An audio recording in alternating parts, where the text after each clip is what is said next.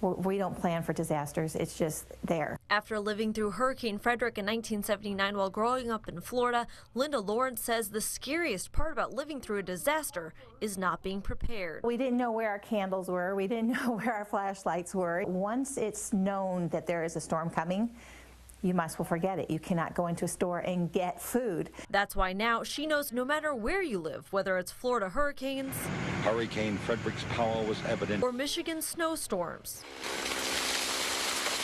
not being prepared is not an option. Being able to know that no matter what life comes in, you know, whether it's the weather or whatever happens in this house, we are prepared. Do One Thing outlines exactly what and how much of items each person and family need. Do One Thing's mission is to help communities become more disaster resilient. Renika Battle says FEMA recommends each person have enough supplies to last 3 days. It's about the longest it would take for first responders to get to you in the event that the disaster was really bad. But what all do you need and how much is it going to cost you to be prepared? Water is priority number 1 for drinking and bathing if necessary. Non-perishable food items such as cans, tuna, and nuts, a flashlight in case the power goes out, a radio to be able to stay updated on the situation, extra batteries to ensure you always have enough backup, and a first aid kit for emergencies. The total cost, close to $60 for a single person and around $120 for a family.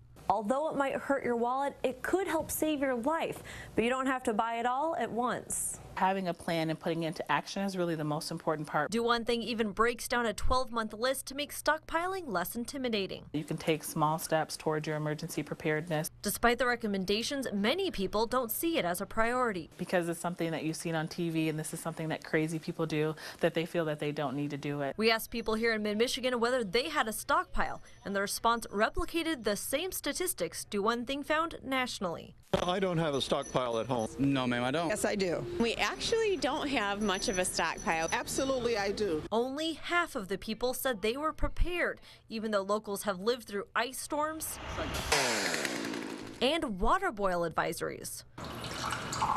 Nobody wants to think about a disaster.